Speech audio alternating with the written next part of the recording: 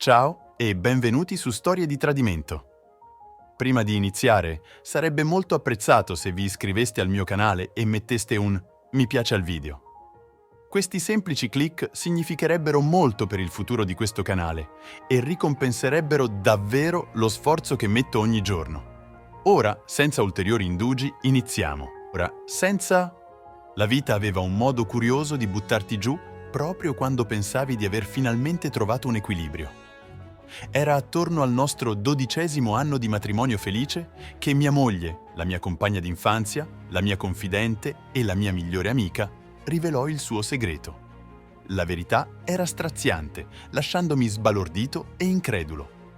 Lei confessò di aver avuto una relazione con il suo ex ragazzo, che, già sposato, aveva apparentemente riacceso la loro vecchia fiamma. Mi sentivo come se il pavimento fosse stato tirato via da sotto i miei piedi, precipitando nello shock e nel dolore. La nostra storia d'amore era iniziata quando eravamo ancora bambini. Ero un ventenne inesperto, appena immerso nell'età adulta. L'ho incontrata in un piccolo caffè della città dove lavoravo part-time per pagarmi l'università. Lei aveva un paio d'anni più di me, 22 per l'esattezza, e studiava infermieristica. C'era un'attrazione irresistibile in lei, un desiderio di servire e aiutare gli altri che mi aveva completamente catturato. La donna, che aveva le sue ambizioni come priorità, non aveva mai immaginato di avere bambini nel suo futuro. Piuttosto, voleva stabilire la sua carriera prima di pensare a formare una famiglia. Anche io condividevo la sua visione e, dopo 3 anni di frequentazione, decidemmo di ufficializzare la nostra relazione. Trovai un lavoro stabile come appaltatore, mentre lei ottenne una posizione in un ospedale locale. La nostra vita cadde in un ritmo di armonia e comfort. Le nostre serate erano costituite da cene calde, conversazioni sincere sui nostri giorni e l'occasione di un film o una serie TV per rilassarci. Era una vita tranquilla, quasi idilliaca, che avevamo attentamente costruito intorno a noi. Tuttavia, col passare del tempo, le cose iniziarono a cambiare. Lei cominciò a tornare tardi dal lavoro, attribuendo il ritardo alle ore extra in ospedale. Avevo completa fiducia in lei, non avendo motivo di dubitare della sua sincerità. Tuttavia, man mano che questi turni notturni diventavano frequenti, sembrava più distante e irritabile. Il tempo passato sullo schermo aumentò significativamente, anche durante le nostre serate film. Quando le chiedevo, lei minimizzava, attribuendo tutto a questioni lavorative. I miei sospetti si accesero per la prima volta quando notai grandi prelievi di denaro da una delle nostre carte di credito, su cui era un'utente autorizzata. Lei liquidò le mie preoccupazioni dicendo che era un prestito a una sua amica, che io non avevo mai incontrato. Nonostante il mio disagio, scelsi di crederle. Qualche settimana dopo, l'importo del prelievo fu rimborsato sulla carta di credito.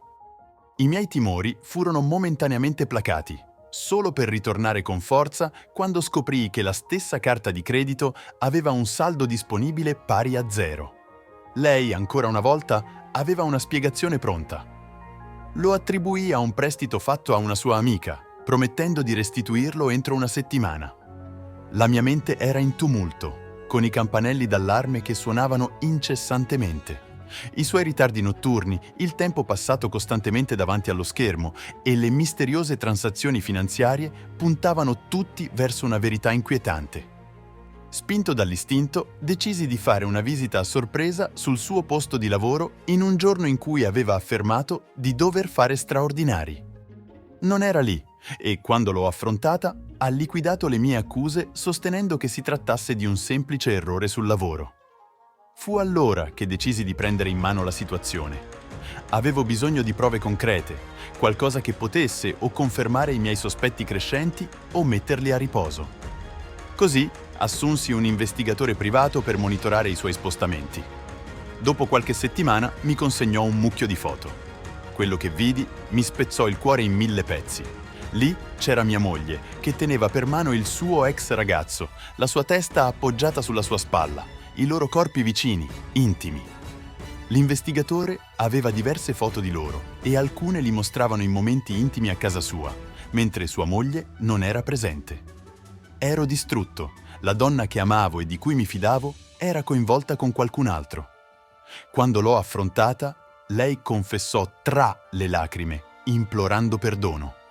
Giustificava le sue azioni dicendo che il suo ex ragazzo aveva perso il lavoro ed era sommerso dai debiti e che lei stava solo cercando di aiutarlo, e da una cosa era nata l'altra. Ho solo scosso la testa. Ero dilaniato tra il mio amore per lei e il travolgente senso di tradimento. Sentendomi perso e distrutto, mi rivolsi a mio padre per consiglio. È sempre stato il mio pilastro di forza, una luce guida nei momenti di incertezza. Mi suggerì di prendere un po' di tempo per me, per chiarirmi le idee, elaborare tutto e poi decidere quali passi compiere. Le sue parole avevano senso e decisi di seguire il suo consiglio. Feci la valigia, salutai mia moglie in silenzio e mi diressi verso una baita di un amico in montagna. Il silenzio mi avvolse, servendo come balsamo per il mio cuore dolente. Trascorsi la settimana facendo escursioni sui sentieri, impegnandomi nell'introspezione e cercando di dare un senso al caos in cui la mia vita si era trasformata. Nella tranquillità delle montagne trovai la chiarezza che cercavo. Il tradimento colpiva profondamente, la ferita era cruda e sanguinante. Mi resi conto che non potevo vivere con questo dolore, che era ora di lasciare andare l'amore che aveva definito la mia vita per così tanto tempo. Dopo essere tornato dalla baita, la mia mente era chiara. Anche se il senso di tradimento era ancora vivo, sapevo che semplicemente lasciarla non sarebbe stato sufficiente. Avevo bisogno di esporre la verità a tutti, alla sua famiglia, agli amici, ai colleghi di lavoro e soprattutto alla moglie del suo ex ragazzo. Se pensava di poter giocare con le nostre vite senza conseguenze, si sbagliava di grosso. Contattai per prima la moglie dell'ex ragazzo, rivelando con delicatezza tutto. Le mostrai le fotografie e raccontai tutto ciò che mia moglie aveva confessato. Lei era devastata ma grata per la conoscenza e concordammo su un piano d'azione. Poi organizzai una cena, invitando tutta la nostra famiglia stretta e gli amici e chiunque altro volesse venire. Anche la moglie dell'amante di mia moglie era al corrente. Tutti pensavano fosse una celebrazione, un possibile annuncio di una nuova aggiunta alla nostra famiglia o una grande promozione al lavoro. Erano di buon umore, brindando alla nostra felicità, completamente all'oscuro di ciò che stavano per scoprire. Dopo cena, chiesi silenzio e iniziai a parlare. Ringraziai tutti per essere stati parte della nostra vita. Poi passai alla grande rivelazione. Spiegai cosa stava succedendo, mostrando loro le fotografie dell'investigatore, assicurandomi di rivelare ogni dettaglio del tradimento di mia moglie. La stanza si riempì di ospiti e mormorii. Molti erano sotto shock, alcuni addirittura increduli. Ma ciò che spezzò il silenzio fu l'apertura improvvisa della porta.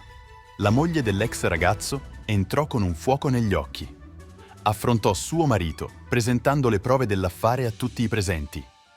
Annunciò che avrebbe chiesto il divorzio e voleva la piena custodia dei loro figli, sottolineando di avere abbastanza prove per assicurarsi che lui perdesse praticamente tutto. E poi la ciliegina sulla torta. Rivelai che la maggior parte dei nostri risparmi congiunti che io e mia moglie avevamo messo da parte erano stati prelevati e investiti in beni registrati solo a mio nome.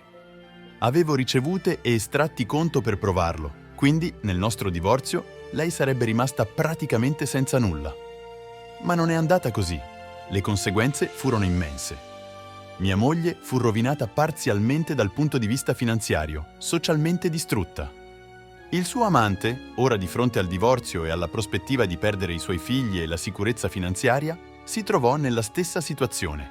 Per quanto dolorosa fosse stata l'intera vicenda, questo mi sembrava giustizia. Non si trattava solo di vendetta.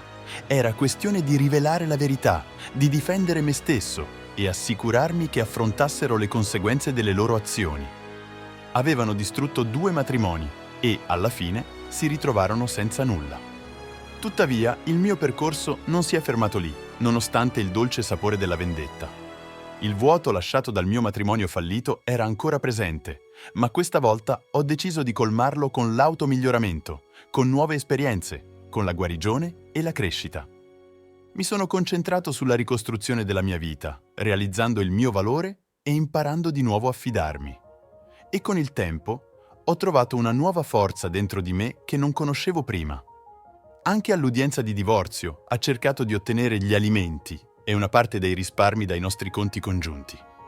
Mi è stato ordinato di restituirle metà dei risparmi, ma non ha ottenuto gli alimenti. Il suo amante non ha perso la custodia dei suoi figli, era al 50%. Ha dovuto pagare gli alimenti e il sostegno ai figli e ha perso la casa.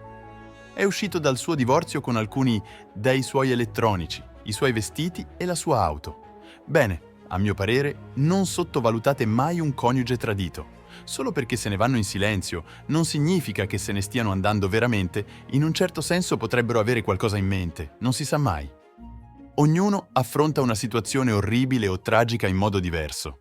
Se un uomo o una donna non si allontana subito da una situazione di tradimento, non significa che siano degli stupidi o qualunque cosa vogliate chiamarli. A volte hanno bisogno di tempo per pensare, per elaborare qual è la loro prossima mossa.